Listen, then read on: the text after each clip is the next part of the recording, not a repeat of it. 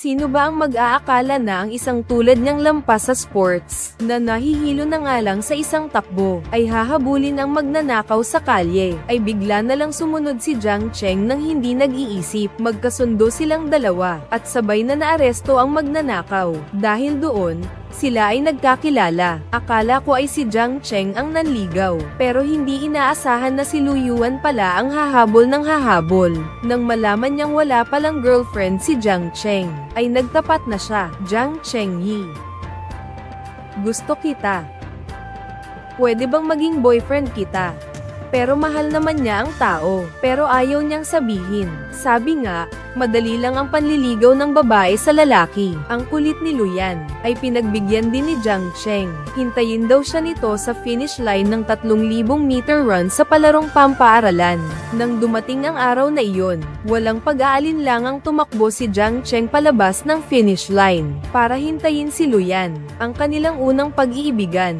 Sa harap ng lahat, isang romantikong simula, ang unang kaarawan na pinagsamahan, ang unang kahilingang tinupad. Ginintuan nila ang ganda ng unang pag-ibig. Kahit sa screen lang, ramdam na ramdam ang saya, ang magagandang alaalay parang pelikula sa isipan. Ngunit ngayon, alaala na lamang, isang araw na lang ang natitirang bakasyon ni Jiang Cheng Yi. Pinagmamadali na siyang umuwi ng mga superior niya, pero sa pag-uwi niya, muling nagkita sila ni Lu, at ayaw na niyang umuwi. Hindi niya talaga kailanman kinalimutan si Lu Yuan. Nang makita niya si Nanay Lu at Wen Pang na sabay na kumakain, tumaas ang dugo niya sa selos. Pero hindi siya lumapit para bumati. Pero hindi niya alam na si Lu Yuan ay nakaranas ng isang paglalaban para sa buhay at kamatayan kahapon. Dahil dinala ni Lu Yuan si Wang Chenchen para makita ang idolo nito. Pero si Wang Chenchen ay may isang boyfriend na may pagkabaliw. Napaka-kontrolero. Nahanap sila gamit ang location.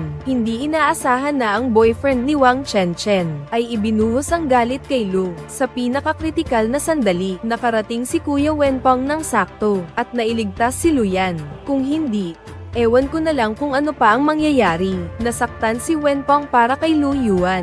Isang kusang loob iyon. Basta ba okay lang si Luhan? Kaya kinabukasan, nagkaroon ng dahilan si Kuya Wenpeng para pumunta sa ospital, para alamin kung may epekto ba ang nangyari kahapon kay Luyan. Ang nakita ni Ke Jiang Cheng ay nagtatawanan sila. Tapos itong batang ito, gamit ang cellphone ng nanay niya, nag-text kay Luyan.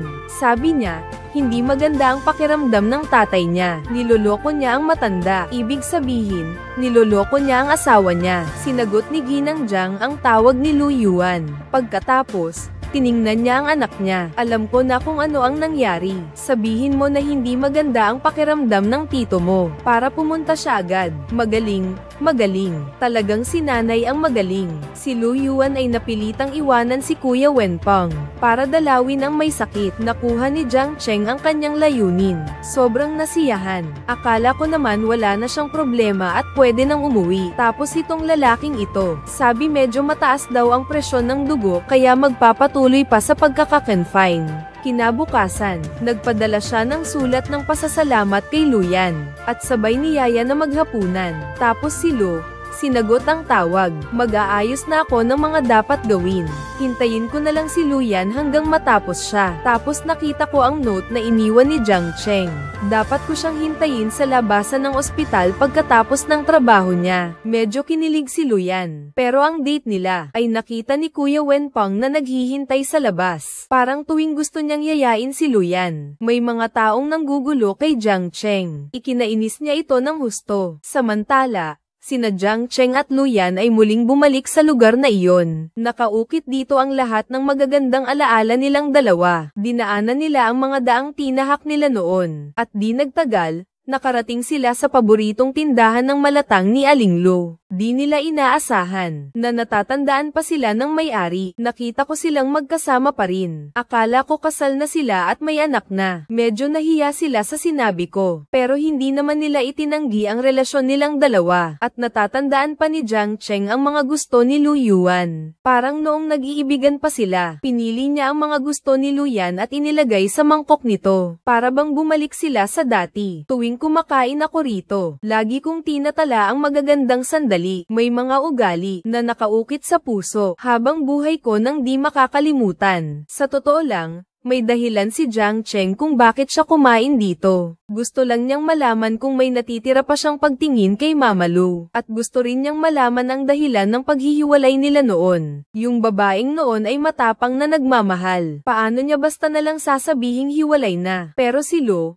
hindi pa rin sumasagot. Hindi inakala ni Jiang Chengyi. Lumipas na ang 8 taon. Ayaw pa ring magsalita ni Luyan. Hindi na rin siya nang ulit. Sinabi lang niya rito, araw na ng bakasyon ko. Bukas na ako aalis. Ngunit nagulat lang si Luyan. Nang ihatid ko si Luyan sa ospital, hindi pa rin napigilan ni Jiang Chengyi na sabihin ang oras ng kanyang flight. Ang dahilan kung bakit ayaw aminin ni Lu Yuan ang kanyang nararamdaman. Sa kanyang puso, ang pagkamatay ni Deng Man ay parang bangin na humihila sa kanya pababa. Kinabukasan, dumating si Jiang Chengyi sa paliparan. Hinahanap ang taong gusto niyang makita. Ngunit wala siyang nakita kahit anino man lang. Para bang gaya noong umalis siya noon. Parang naghihintay ng bituin at buwan. Sa huli, hindi pa rin nagpakita si Luyan. Sa totoo lang, sumunod si Lu Yuan palabas, pero umalis na siya. Ganon din naman ngayon. Nang makarating si Luyan sa airport, nalalaman niyang umalis na ang eroplano. Habang si Luyan ay muling nakakaranas ng pagkadesmaya dahil sa pagkakatanggi. May biglang nagbago. Hindi pala umalis si Jiang Cheng. Wala ka noong 8 taon na ang nakakaraan. Susubukan ko naman ito ngayon. Sasama ka ba? Si Jiang Chengyi para kay Lu. Si Jiang Cheng para kay Luyan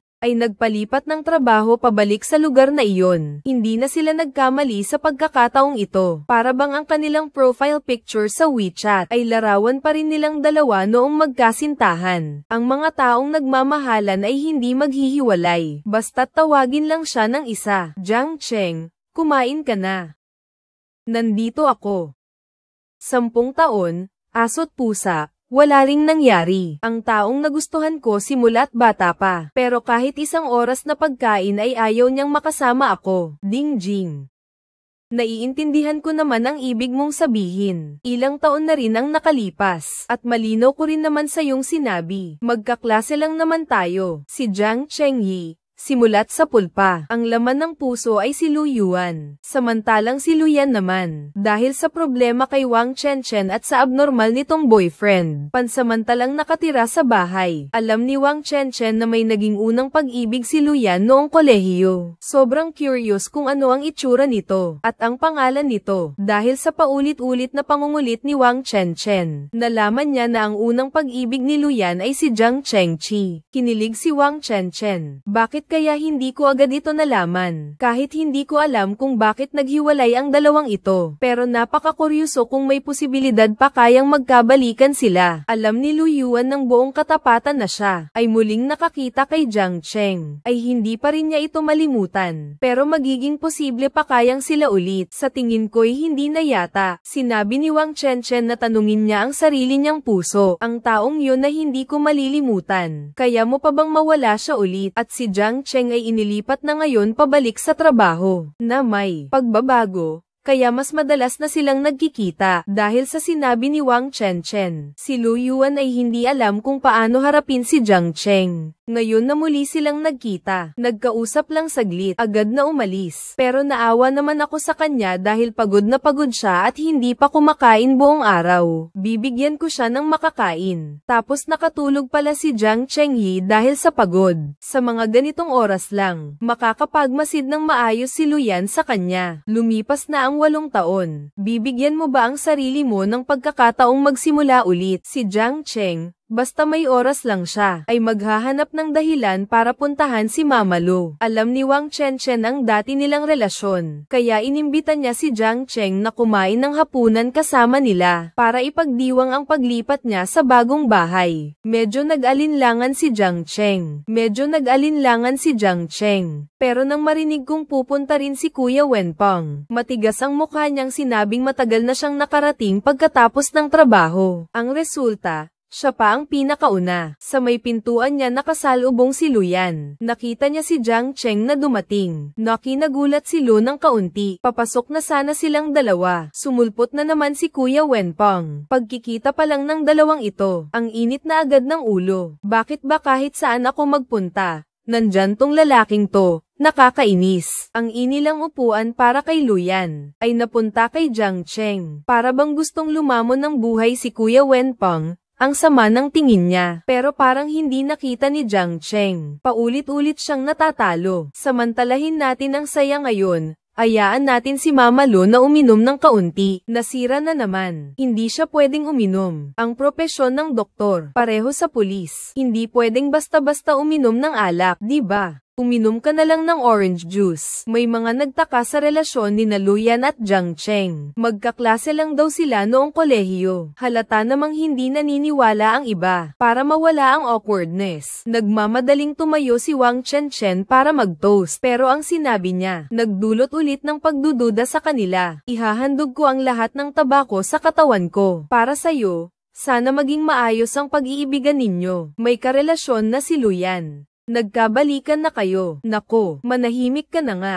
Ipinaliwanag ni Tang Jia na lasing lang ang asawa niya. Nagyayabang. Hindi na gaanong mahalaga kung magkaiba man ang kurso ng pag-aaral ng mga kaklase. Basta ang handaan na ito. May mga taong masayang kumain. May mga taong nasaktan din naman. Sa wakas natapos na rin ang salo-salo. Ihahatid sana ni Kuya Wenpeng si Lu Yuan. Tapos may umagaw pa. Papunta rin pala sa ospital si Jiang Chengyi. Daan na rin daw, at may balak din si Tang Jia na sumama sa kanilang dalawa. Ipahatid na lang sila kay Kuya Wenpeng. Sa wakas, magkakaroon na rin sila ng pagkakataong makapag-usap ng mag-isa. Ngunit habang pauwi na sila, masayang-masaya silang nag-uusap. Tapos, lumingon si Luwan sa labas ng sasakyan, at nakita na naman niya si Dengman. Kinabahan si Luyan kaya agad niyang pinahinto si Jiang Chengyi. Pero sa sandaling iyon, nang hanapin ko siya, wala na si Dengman. Nakita ni Jiang Cheng ang kanyang pagkataranta, kaya hindi niya maiwasang mag-alala. Nakita ko si Dengman.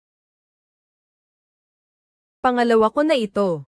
1 linggo at kalahati ang nakalipas. Nakita ko na rin siya minsan. Akala ni Jiang Cheng ay namamalikmata siya at nagkamali ng nakita. Pagkatapos, nagmamadaling sinabi ni Luyan kay Jiang Cheng na imposibleng nagkamali siya ng nakita. Nakatayo ito sa harapan niya, at ilang araw na ang nakakaraan ay sinusundan siya. Mabuti na lang at mabilis siyang tumakbo, at nakapasok sa tindahan ng prutas. Pagkalabas niya ay wala na ang taong iyon. Si Jiang Cheng, bilang isang pulis, ay may matalas na pakiramdam na hindi simple ang bagay na ito. Inilagay niya ang numero ng kanyang cellphone bilang emergency contact ni Luyan sa cellphone nito, para kung may panganib, agad niya itong matatawagan. Pagbalik ni Jiang Cheng sa istasyon, agad niyang tiningnan ang mga CCTV camera sa paligid ng bahay ni Luyan, at nakita nga niya ang anino ni Dengman. Sino to, kuya?